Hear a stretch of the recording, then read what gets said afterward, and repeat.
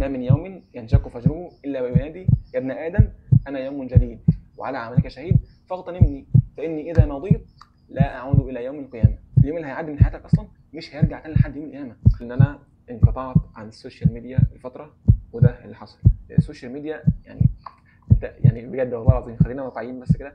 افتح السكرين تايم بتاعت الموبايل دلوقتي وبص عليها، هتلاقي نفسك مستخدم السوشيال ميديا ما اظنش ان هي اقل من 4 ساعات.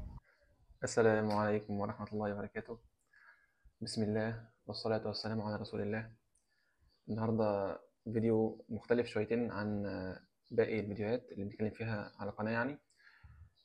الفيديو ده اولا انا مش كاتب له سكريبت، يعني هو بس يعني ايه نقاط رئيسيه كده، يعني ايه هنتكلم فيها عشان حقيقي الموضوع يعني بجد تخطى الحدود بشكل غريب. يعني هي دي آفة العصر بجد. السوشيال ميديا السوشيال ميديا وصلت لدرجة غريبة من حياة الناس، وانشغلنا بيها وصل لدرجة يعني مذهلة بجد. فالنهاردة جاي أقول إن أنا انقطعت عن السوشيال ميديا لفترة، وده اللي حصل. إيه اللي حصل بقى؟ هنمسك نقطة نقطة نتكلم فيها عن أثر السوشيال ميديا على حياة كل شخص فينا، وإن إزاي فعلا بجد لما أنا انقطعت عنها لفترة معينة ده فعلا غير حاجات كتير جدا من نواحي كتيره جدا. اول ناحيه، وهي ناحيه مهمه جدا على فكره، ما ينفعش نهملها، وهي الناحيه الدنيويه. السوشيال ميديا يعني انت يعني بجد والله العظيم، خلينا واقعيين بس كده. افتح السكرين تايم بتاعت الموبايل دلوقتي وبص عليها، هتلاقي نفسك مستخدم السوشيال ميديا ما اظنش ان هي اقل من 4 ساعات.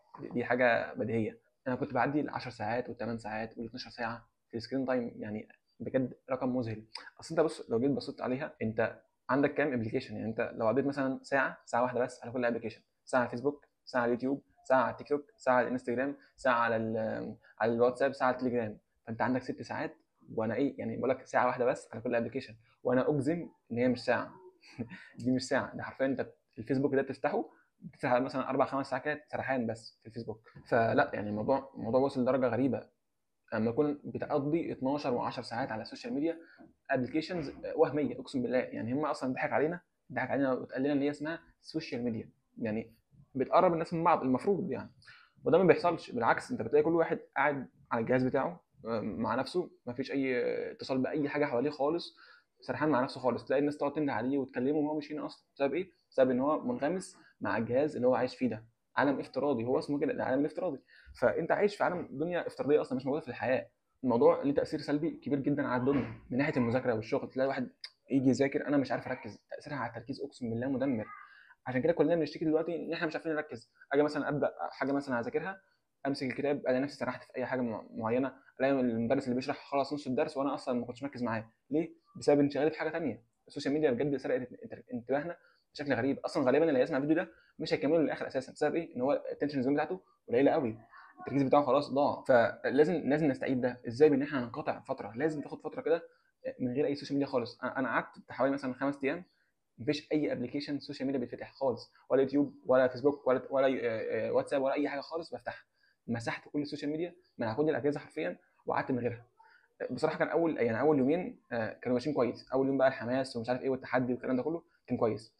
تاني يوم بدا الحماس يقل شويه، بس كان يعني في زقه شويه ماشي كويس. جيت بقى تالت يوم وده كان صعب بجد. يعني الواحد كان خلاص بقى انا يعني زهقان، عارف انت اعراض انسحاب الادمان. وفعلا ادمان بجد، يعني هو فعلا في ادمان السوشيال ميديا. فلما انت دلوقتي تيجي تبص لنفسك في اليوم التالت ده، تلاقي نفسك بص يعني انا عايز اقطع في شعري، عايز يعني ابص انا مش قادر خلاص، عايز افتح اشوف ايه اللي حصل، مين اللي كتب ايه، مين اللي عمل ايه.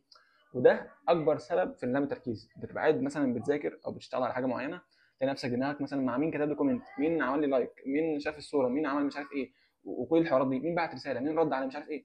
كل الحوارات دي في دماغك دايره وانت مش مركز في الحاجه اللي انت بتعملها. فلازم تركيزك ده مش هيرجع لك غير لما انت تنقطع فتره معينه.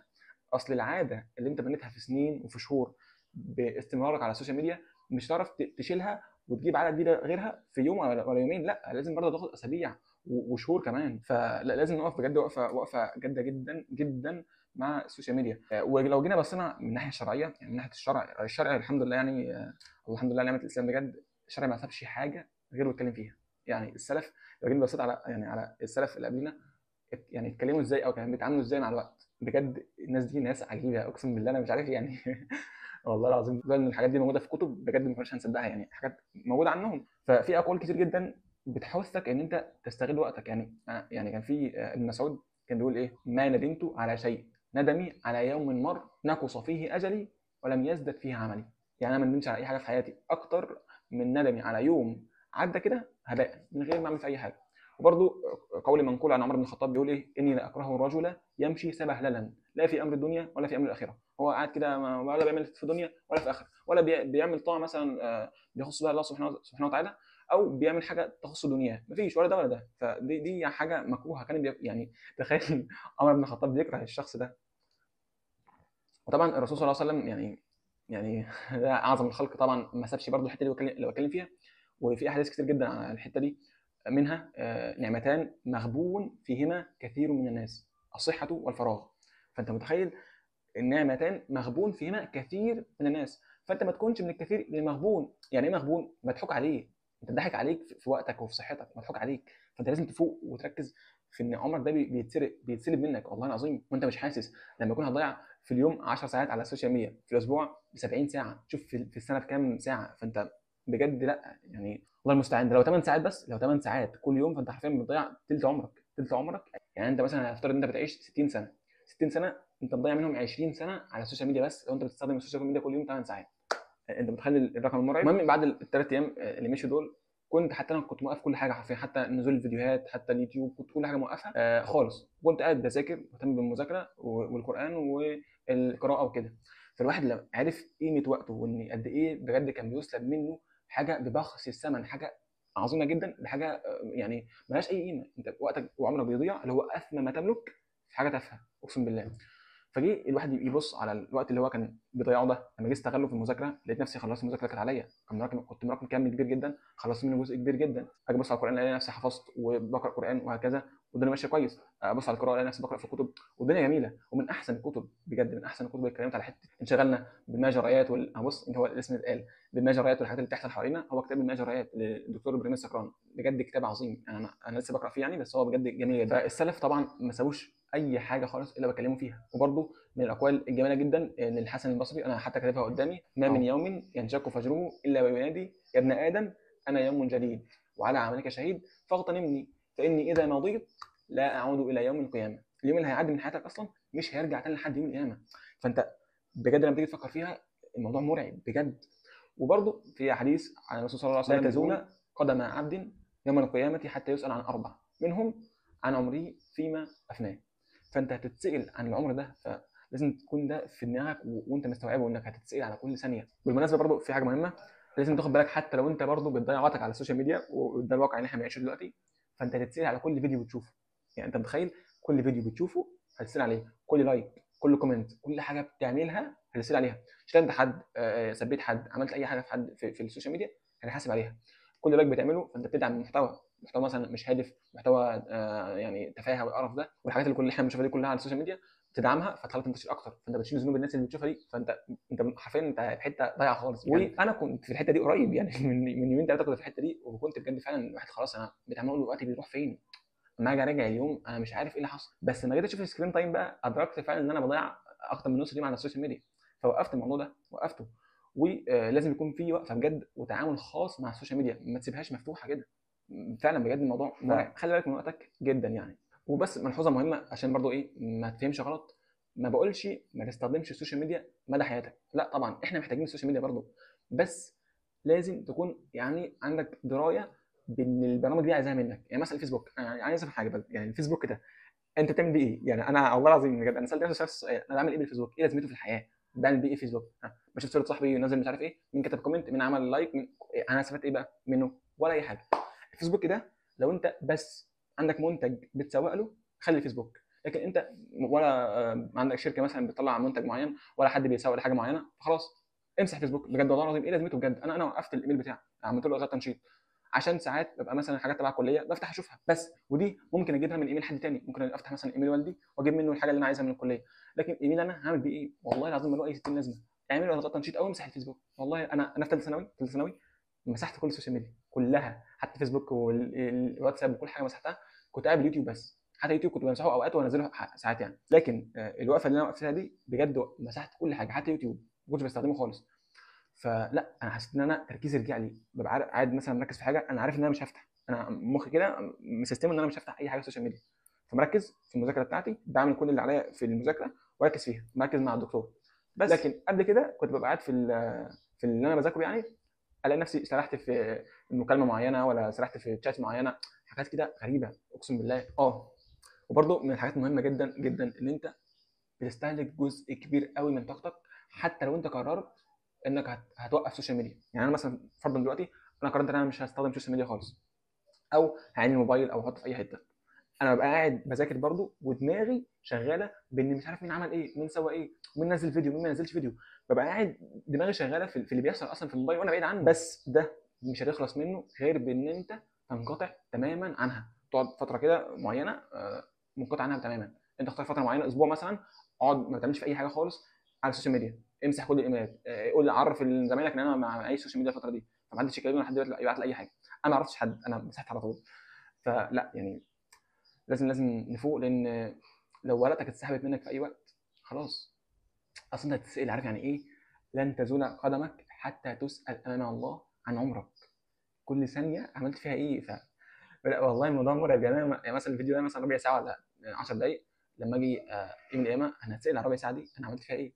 والله فانت الموضوع فعلا بجد مرعب. انا حتى عشان يعني اخلي نفسي منتبه دايما في الوقت ده، بقيت حاطط قدامي انا راسم حياتي كلها على ورقه، يعني في ورقه قدامي اهي فيها كل اسبوع بمربع لمده 90 سنه، يعني حاجه مرعبه. وبرده السنه كلها موجوده النتيجه قدامي على طول، عشان ابقى على طول في دماغي شغال اني لازم اكون واعي بوقتي بيروح فين وبيعمل ايه. وبرده في اخر اليوم لازم اكون عارف كل ساعه انا قضيتها في ايه، حتى لو ضاعت مني بس ابقى عارف ان انا ضيعتها، لازم اكون عارف انا قضيتها في ايه. لازم ما ينفعش اليوم كده يعدي سلهلله يعني. وبرده من اكتر الحاجات اللي هتخليك تظبط استخدامك للسوشيال ميديا ان انت تظبط نظام النوم. ده هيخليك الصبح صاحي بدري والناس كلها نايمه وايام مقريف ومش عارف ايه.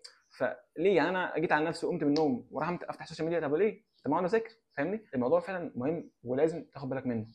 طيب عشان برضو زي ما قلت ان احنا محتاجين السوشيال ميديا، فالسوشيال ميديا انت في طريقه معينه تستخدمها بيها، ودي هقولها سريعا. يعني انا ازاي هتعامل مع السوشيال ميديا بعد الفتره اللي انا انقطعتها دي عن السوشيال ميديا خالص، ولا حتى انزل فيديوهات ولا اي حاجه، هتعامل معاها ازاي بعدين؟ بص الصراحه انا كنت بتعامل معاها بنفس الطريقه اللي انا هقولها دلوقتي قبل من فتره كده، بس كنت بوقف شويه وامشي بنفس الطريقه شويه وهكذا. بس هي احسن طريقه بجد اتعاملت معاها على السوشيال ميديا هي الطريقه دي بجد. انا اصلا من اول السنه في اولى طب بجد يعني وقتي كان ضايع مني بشكل غريب، مع ان الحمد لله في الترم الاول جبت تقدير كبير جدا، الحمد لله جبت امتياز في الترم الاول.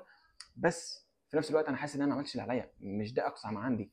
وفي الترم الثاني برضو نص اليوم اللي بيضيع على السوشيال ميديا ومفيش مذاكره، فازاي لقيت ان انا لازم اقف معاها وقفه جاده واتعامل معاها بشكل غير اللي كنت بتعامل بيه قبل كده. طيب اللي هو ازاي بقى نتعامل معاها ازاي؟ انا بزنق وقت السوشيال ميديا في وقت صغير. بمعنى انا عندي مثلا ما بين المغرب والعشاء ساعه واحده بس، فخلاص بقول ان انا ما بين المغرب والعشاء مسموح لي اعمل اي حاجه على السوشيال ميديا، طبعا في اطار الحلال. يعني ما بين المغرب والعشاء ساعه افتح فيها السوشيال ميديا اللي انا عايزها في اي حاجه، ماشي. خلصت الساعه والعشاء اتدنت، خلاص لو بكلم مين حتى مع السلامه، لو مساله حياه وموت برضه مع السلامه. هتقول لي يا عم بس مساله حياه وموت هتعمل ايه يعني، هتسيبها ازاي؟ اقول لك بص، لو موضوع مساله حياه وموت وحد محتاجك قوي هيرن عليك، هو هيبعت لك على السوشيال ميديا ليه؟ ما هيرن عليك على طول. فاهم انت؟ هتقول لي قدر معوش رصيد يا حبيبي، ما هي لو مساله حياه وموت مش هيستخسر ان هو يشحن رصيد ويرن عليك. فلا دي كلها حجج مخك بيعملها قدامك عشان ما تعملش كده، ما توقفش السوشيال ميديا. لان انت لما بتيجي تستخدم السوشيال ميديا تبقى قاعد بقى بص، يعني انت ايه يعني مريح دماغك خالص وقاعد ماسك وعمال تسكرول وانت مريح خالص. المخ بيستسلم ان هو الوضع ده مريح بالنسبه له، مريح، فانا خلاص انا حبيته فهكمل فيه. لكن مثلا المذاكره، بعد عن المذاكره انت مقرف وعايز تنام وتعبان ومش قادر، فمخك بيستسلم ان الوضع ده مش مريح بالنسبه له، فهيخلص منه بسرعه، هتلاقيه مش مركز بيسرح وهكذا. لما انت تسيستم مخك ان مفيش اي مصدر للمتعه غير المذاكره او القرايه او حفظ القران وهكذا، لازم تسيستم مخك على الحته دي. لكن طول ما انت مسيستمه على انه بيستمتع بالسوشيال ميديا والحاجات اللي بتحصل عليها دي كلها والفيديوهات، وانك تسمع ده وتسمع ده وتسمع ده وتكلم ده وتكلم ده وتكلم ده، وقتك ضايع كده هباء، ده ايه يعني؟ هو مستمتع بالحاجه دي فهيكمل فيها. لكن انت لازم توقفه، لازم تكون انت الواعي، انت اللي بتتحكم في وقتك مش هو اللي بيتحكم فيك، وانت اللي تكون بتتحكم في السوشيال ميديا وتعرف ازاي توظفها لنفسك مش هي بتوظفك ليها. فاهمني؟ وخلي بالك ان انت بتشهر ناس على حسابك انت، هم قاعدين بيشوفوا شغلهم بيكسبوا فلوس من ورا مشاهدتك ليهم، وانت ما كسبتش اي حاجه، ضيعت وقتك على الفاضي، بعت وقتك ببخس الثمن، فضاع عمرك هباء. فبجد لازم يكون ليك وقفه مع السوشيال ميديا، حاول تخصص لها وقت قليل، ما يكونش اكتر من ساعه، يعني حتى ساعه كتير اصلا، يعني هتعمل ايه في الساعه على السوشيال ميديا؟ وعشان يبقى في مصداقيه او ان الموضوع فعلا بجد قادر يغير حياتك وانك تنقطع عن السوشيال ميديا، ده شيء حقيقي، شيء عظيم جدا. فهشارك معاكم النهارده الحاجات اللي انا عملتها في اليوم. النهارده سادس يوم من الانقطاع عن السوشيال ميديا تماما يعني. بكل جوانبها حرفيا. فهشارك معاكم الحاجات اللي انا عملتها في اليوم ده كله، وده تقريبا اول يوم اصلا ابقى يعني ايه ماشي كويس في اليوم كله الحمد لله. اول حاجه ودي اكبر حاجه وده اعظم حاجه انا عملتها، ان انا ظبطت نومي تقريبا الحمد لله. صحيت الساعه 5 ونص او 6 الا تلت، وده رقم بالنسبه لي رقم عظيم. انا كنت بنام الساعه 5 اصلا فاهم. فلا ان انا اصحى الساعه 5 وتلت او الساعه 5 ونص او 6 الا تلت ده رقم كويس. اي نعم يعني للاسف ما لحقتش الفجر في المسجد، بس الحمد لله لحقته في البيت قبل الشروق يعني حاجه بسيطه خالص، بس الحمد لله لحقته يعني. بس ان شاء الله نشتغل عليه الفتره الجايه. اليوم بالنسبه لي بيبقى متقسم 3 حاجات: الدراسه والمذاكره بقى، وحاجات خاصه بالدين، وحاجات خاصه بالتعلم والترفيه والمهاره. دول 3 حاجات. اول قسم اللي هو الدراسه والمذاكره، فالحمد لله ذاكرت تقريبا حوالي 10 ساعات ما بين اناتومي ومايكرو وفارما. من الناحيه الدينيه بقى طبعا اذكار الصباح واذكار المساء دي اهم حاجه. وعندك حفظت الحديث الثاني من الاربعين النوويه، حفظت سوره المجادله، والقران اصلا ده ليه قصه لوحده، هنعمل فيديو لوحده يعني ان شاء الله. وطبعا قرات حزب الورد بتاعي. وفضل حاجه كمان هنعملها كمان شويه: التعلم والترفيه والمهاره. دول التعلم اللي هو قراءه، فقرات نص ساعه من كتاب المجريات. والترفيه كان حلقه السيره الاولى للبشمهندس علاء حامد، ده حلقه يعني بجد سلسله جميله ان شاء الله. واخر حاجه المهاره بقى، وهي صناعه المحتوى. صورت فيديوهين، كان مطلوب مني فيديو واحد، الحمد لله صورت 2. وكمان نزلت شورت، فده يعني اوفر اتشيفنج اصلا يعني الحمد لله. فاضل بقى حاجتين: فاضل ان انا ادون اليوم كله، وفاضل ان انا اقرا نص ساعه في السيره، كتاب السيره اسمه محمد رسول الحريه لعبد الرحمن الشرقاوي. كتاب يعني مستعيره من صديقي احمد سعيد. فلازم بنقرا فيه يعني. فاضل اللي هنقرا فيه النهارده نص ساعه وادون بس، وبعدين انام عشان انا فصلت الساعه تقريبا 11 ونص او 12، فانا خلاص فصلت يعني. والله المستعان. فبجد الموضوع يعني يستاهل، وهياخد له خطوه، خد له خطوه وابدا يعني ايه نظف كده السوشيال ميديا بتاعتك وامسحها كده فتره، وشوف قد ايه اليوم هيتغير وقد ايه الدنيا هتتظبط. وبعدين ارجع بقى استخدمها بانتظام، بشيء يعني من الالتزام والانضباط، وحدد لها وقت ايه معين بس كده.